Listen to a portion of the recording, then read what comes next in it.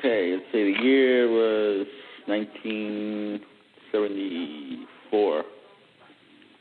Me and a friend were up in the Adirondacks in upstate New York, camping on an island on the far side of the lake, about midway.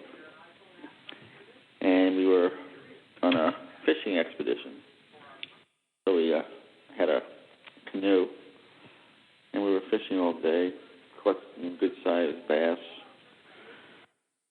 But all of a sudden, we realized it was kind of late, as it was getting dark, to travel all the way back to the island. So we looked for a place to pull over, found a nice sandy peninsula, and we started doing the usual routine, setting up camp, and we had brought some potatoes and onions with us, and they would make a nice fish dinner. While preparing the food, and also we started hearing these whistling sounds going through the air, like someone throwing, I don't know, bottle rockets or something through the air, like a whistling sound and a thud as it hits the ground. But we're looking around, and there's no rocks or missiles or anything on the ground. Like there was no logical reason for the noises we were hearing. Then we're hearing kerplunks in the lake itself. We go over to the lake, the edge of the water, and there's nothing going through the water. There were no ripples, there were no splashes, just the noises of something hitting the water. We had no explanation for that either. Then we started hearing these loud cracking noises, like tree branches breaking or limbs breaking. Then some trees, little saplings, actually started falling over in front of us, like someone was making a path through the woods, but there was nobody there. And we're trying to come up with any kind of reason why, the sounds in the water and everything, like maybe it's a deer, like splashing, and all of a sudden this big buck comes out of the woods, walks over to the river, to the lake's edge, and starts pawing with his front feet into the water, which was bizarre because we were not that far from him, and deer usually run the opposite way. And the deer looked over at us and turned around and went back into the woods. And Mark and I look at each other and say, well, that wasn't the sound that we heard. Then suddenly the sky illuminated. And there were like three sets of diamond-shaped lights. And it lit up the area like a football field. Wow. And then the noises started up again, like all around us. Really terrifying, because there was no explanation that we could think of for all these happenings that were going on. Mark and I said, well, it's dark, we can't see anything, but let's get back to the canoe and get out of here. So we were about 10 feet from the canoe. We could go no further. We couldn't get to the canoe. Like there was a force field keeping us from going any closer to get away.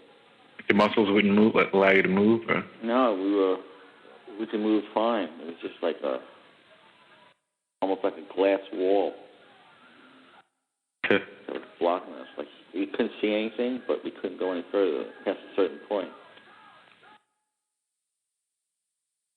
So then we were like, okay, what do we do now? So I got out a machete and Mark had a knife or an axe. Went back to back, and next thing we knew, it was like 10 o'clock in the morning.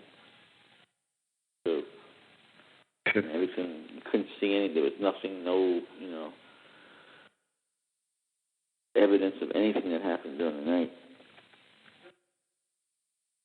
That was our first episode on Indian Lake of Strange Happenings.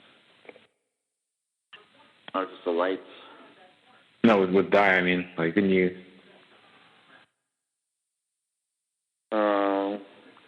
That's when you and Jazzy were there. We were in the cabin. So, like, green, murky lights on the island that we had stayed on.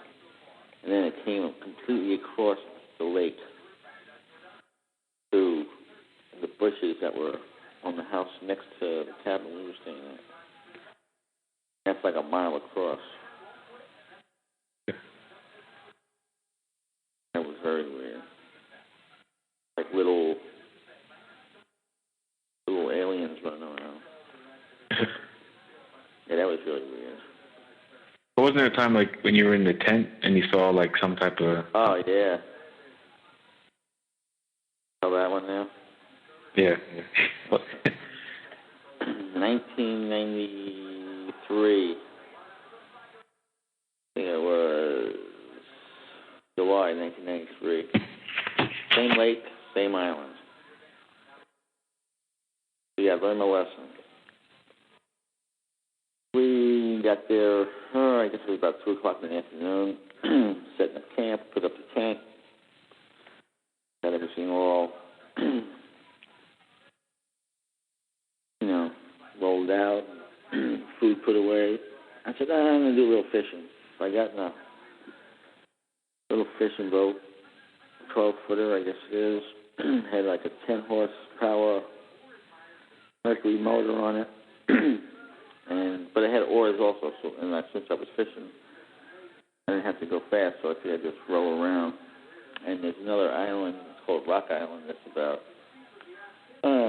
50 feet away. It's just a little bunch of rocks sticking out of the water, but they call it Rock Island. And I'm coming around Rock Island back towards Garrity, which was the island that we were staying on. And also one of my oars was cut clean across the oar, so all they had was the handle in my hand and maybe 3 feet past that. So my first thought was it was one of those laminated oars that pieced together and, the glue came apart or whatever. Anyway, when I found the other piece of the oar and looked at it, it was nothing but single grain oak. Like, how did it cut this wire?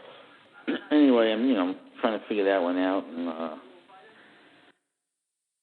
come back onto the island and we start making dinner. I'm looking down like, wow, look in the water there. We went down to the water's edge, where there was like a little inlet in the island, and there was this greenish light that was blinking and going like in the points of a W. And it did that, on and on and on, like nonstop, very slowly, but it moved. So I look around, there's nothing reflecting, there's no boats on the lake over there, there's nothing up in the air. So that was mystery number 2. So we go back up to the fire. And down at the Narrows, which is about 10 miles from where we are, where the lake comes down, there's a little dam, and it becomes an Indian River. And I see like the same type of light up in the sky. And over the course of about 40 minutes, it was coming towards us up the lake, way up high, where it finally stopped over the lights that were in the water. And they went in tandem, like they were locked together and did exactly the same movements. Now, we had a radio CD player that had died because the batteries, batteries were used already, and then obviously no electricity on the island, so the radio had died. All of a sudden, the radio starts squealing and getting like super, super loud, like the volume was on full blast. Even louder than that radio CD player could do on its own. And all these like frequency modulation changes were happening really loud. Then the mainland, which was about 100 yards to the north of us, lit up like a huge football field. The woman I was with said, "Is there a town there?" I'm like, "Hey, there's nothing there. So you can go like 200 miles up to Canada. It's the national, Adirondack Park. So there's no building allowed, no towns, no industry, nothing. Only houses on that are ones that were there before they designated it a park." So my friend said, "Let's get into the tent," because he was terrified. I'm like, "Well, tent's not going to do anything. I mean, a thin sheet of nylon." He goes, "I don't care. Let's go in there." So we're in there and talking, and all of a sudden I see this shadow outside the tent that was moving around the tent, but not like somebody walking. It was almost like floating. And it had real long fingers. The head was it reminded me of a squirrel. And next thing we knew, it was like 2 o'clock in the afternoon. Woke up. Now, when you're camping, you get up when the sun comes up usually, around that time, 6, 7 o'clock in the morning. I never sleep later than that when I'm camping. But it was 2 o'clock in the afternoon. And for the next 3 days, there were no other incidents as far as sounds and noises and lights and all that. Sightings. But every night we would pass out like at 10 o'clock and wake up at 2 o'clock the next afternoon. Finally on the 5th day we said, "We're out of here." And we went back to Long Island. But didn't you stop and see Grandpa? Oh, yeah, Grandma and Grandpa. Told my parents about what had happened, and my father was looking at my girlfriend's neck, and she had 2 red marks indented in her skin. Probably could explain a lot of things that are happening today. So, I don't know if we were brought aboard ship and used for experimentation or implantation, or who knows. Might explain my daughter. Oh, yeah.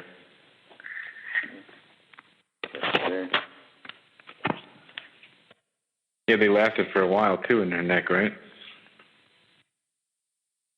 6 years, I think. 6 years. Yeah, I'd like to go back to the island and see if it's still happening. It was scary with the noises and all that. Like, you're in the middle of a lake where there's no people.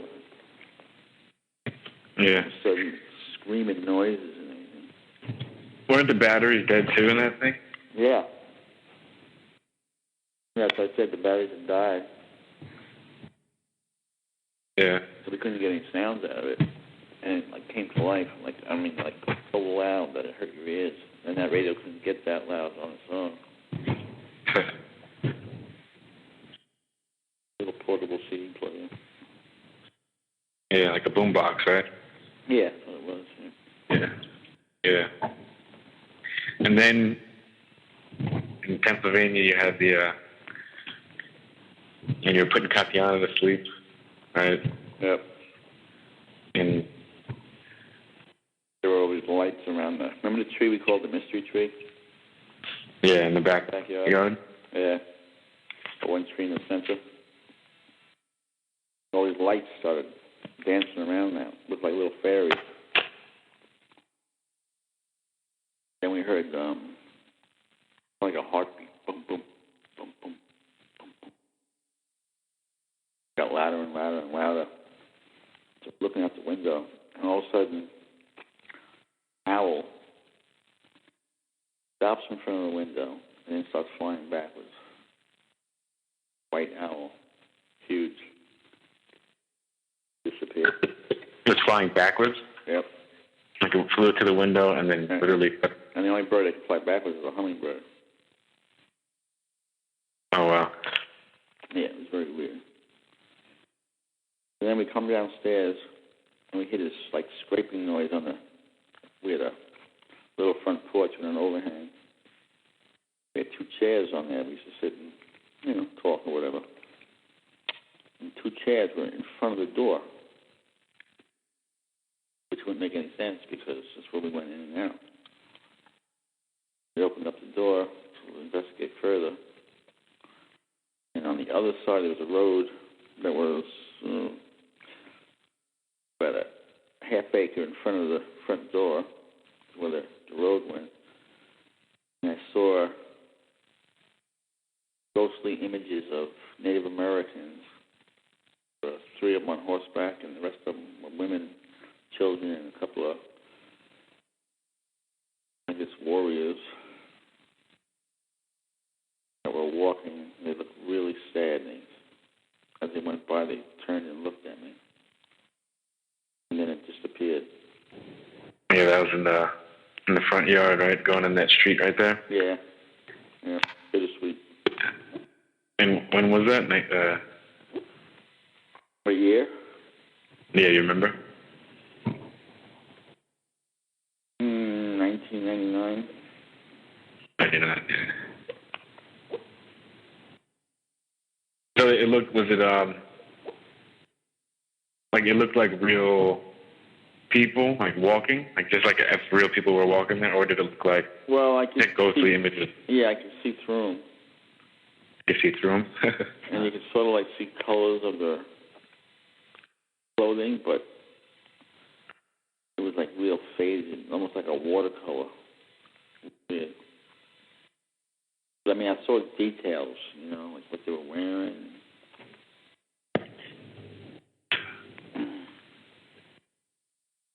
Is that much the last type of thing you saw like that? Yeah. Yep. Besides Eugene. Yeah, Eugene. And everything else has just been on your property now. You just see the crafts, right? For that mothership that time. Yeah, you said it was flying right above your house, right? Yep. I remember you called me. Yeah, that was like weird. So a lot of detail on that because the thing was so low. Yeah, it was like what, like 50 feet up or something? Yeah, about that. Which is nothing and the thing was like 50 feet long, so it was bigger than my house, that's for sure. At least 50 feet. How long did it stay there? Well, it was moving the whole time, but it was going like really slow, like,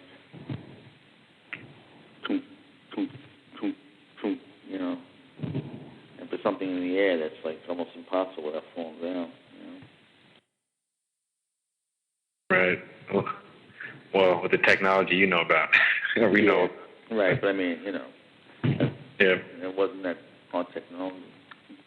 Right. Well, and the belly of the ship was looked like an oil hits water. You get that iridescence and yeah. lines. That's what it looked like on the belly. It looked like it was alive.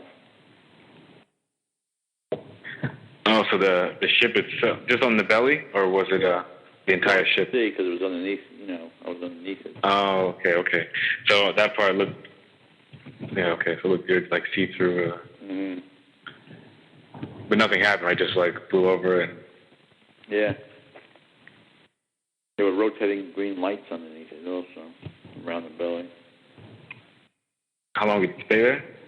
Well, I went out. I was making a fire in the chimney, and I look over to my left, which is south of the house. Yeah. And I'm like, oh, it's Mars. And like 10 minutes later, I'm like, dude, Mars is that's south, east of there. So how could it, that be Mars? And I look, and it was Mars, and that sort of big, bright orange. I thought it was a planet, right in between, like where the power lines are, but up real high. Mm-hmm. And then I saw a jet going along the horizon to the west. And all of a sudden it makes a 90-degree turn, going right towards this object. I just thought it was a star at the time, I didn't know. All of a sudden the star starts moving, and lights came out of it, and like the orange disappeared. It was almost like it was a chameleon, like camouflage. And then it started moving towards me, like real slow, and the jet went past it and started circling around. This thing went to my tree line, which is 100 yards past the house, to the north of the house. And then it just like disappeared. It moved so fast, it just like was gone. Second. Now, was that the same orange light? Like, I remember when I was there with you and we saw that orange. Yeah, it was like that, only it was bigger. It was closer, or just because it was bigger? Well, probably because it was closer. Yeah. The one we saw kept going like left a little bit, circling left, then it would go circling right a little bit. Right. Yeah, that was pretty big too. That was like looked like tangerine or something in the sky. Right. Like, yeah. It was bigger than any bigger than any planet or. Huh? The sky was alive that night, wasn't it? Oh yeah, with the lights, right? Yeah. When we count like 25 times we saw something shoot out. Yep. At least. Did we only see white lights that time? I think I only saw white. I think I remember that night. I saw one tonight that was real high up, wasn't blinking, it was white, and it was flying like a drunk pilot. That's the only way I can describe it. It changed the direction, like complete, and then following a path that wouldn't make any sense for an airplane.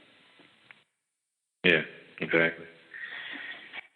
And that's the thing with that. It's they move way too fast, and the ones like the lights that I see the most, they only last maybe 4 seconds, right? And you saw that that time. I think I was facing you, and you saw it behind me, right? Yep. And I saw it one time on my own above the garage. Three lights shoot up. And even I think the last time I saw one was with you in was it September when I was at your house? Yeah. And I was telling you I was going to go to Canada. Yeah. And then we see it just shoot above your tree line. Yeah. So that's the thing. They're about as high as like the tree or a roof. Like they're not very high. And sometimes they'll be like maybe like 100 feet up. I think that was weird when I saw it when you were here. Which one? The three, 4 lights, whatever it was, that went up. Yeah. My parents' garage. Yeah. Oh yeah. Probably been a few times now. And that's the last time I haven't seen it by me at all lately. I used to see him at least once a month or something. Yeah, it's definitely been a lot slower with like activity. Yeah. I think I only saw something once during the whole winter this year. Where you live, I mean, it's a lot easier to see things, because you don't have any other people around you, so you got like... Plus no lights to distract or dilute. Yeah. Right. That's why it's strange by me, I think, because there's people everywhere. Mm-hmm. And if I see that, I'm like, does anyone else see it, So sometimes I think I see it like when maybe no one else is looking up. And, I had a neighbor that saw that spaceship, too. He's an amateur astronomer. He has his telescope out. He followed it, he said, right past the house. You talking about the, 50-foot one or whatever? That one? Yeah. I have a neighbor that saw it. He just asked me about it not too long ago, actually.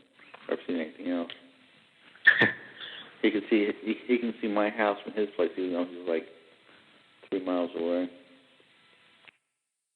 Yeah, 'cause you're on that hill. Right? Yep. And with Yeah, telescope, we can see like really easily. You're pretty much at the highest part, right? Yeah. We're at the highest point around. Yep. Yeah, that's. So, I'm not crazy. He saw it too through a telescope. Too bad he didn't have like some type of video on it. Yeah, that would have been. I know. Wow, so that must have been quite sight. Yeah. But nothing changes in your house like on that time, like no lights went down or like nothing electric was altered. Nothing, and it's weird too because you think with technology like that you wouldn't hear anything, but I heard and it's going over. Yeah, my theory is basically that like with you that like they must have been watching you from very, very small age because and just check up every now and then, Mm-hmm.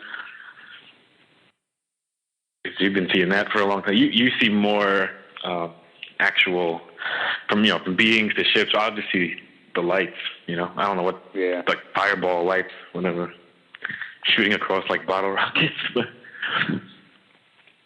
as much as I see. But. Yeah, and Mark was there at the time. I mean, he, that it wasn't like my perception of it. He saw the same stuff. We've talked about it over the years. Yeah, that's the thing. Yeah, I always knew it was real, but I never knew how real it was till someone else that I was with saw it. Yeah. So it's been, including you, about three people have seen it. Yeah. You remember my friend? I was with him. I saw right shoot above his house, and then he thought it was what he said it was shooting straight down for about 4 seconds, like an orange fireball shooting down. Lasted about 4 seconds, maybe about like 100 feet up. Mm. And he thought it was burning garbage that planes. He said, oh, that wasn't a light. That was just some burning garbage that planes throw over, over the suburbs of New York, like they would do that. Yeah. I think he was trying to piece together like rationalize, and I think from back in the day they would talk about planes would dump waste over the ocean. Yeah. I think that's where maybe that came from. But yeah. Have you seen the new chemtrails? How they're doing it now? What's new? What's two trails at the same time, and they come out thick and then they get thin. Yeah. And then they expand. So it's different ones than what you were seeing before? Oh yeah, these are two white lines at the same time. That's the two, like it'll come out of two different spouts, but it goes into form one line. Yeah, no, these are two separate ones, right? Like with a space in between. Oh, wow, so okay. Yeah. Okay. And the jets look different too. They're more like stealth jets. Yeah, that's. You know how I noticed it first?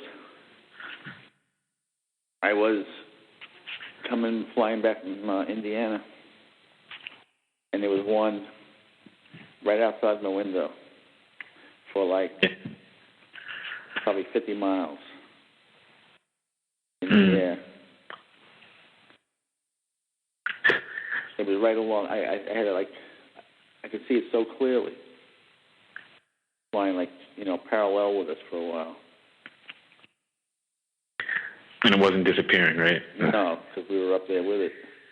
Yeah. It veered off, and as long as I could see it, the trail was there.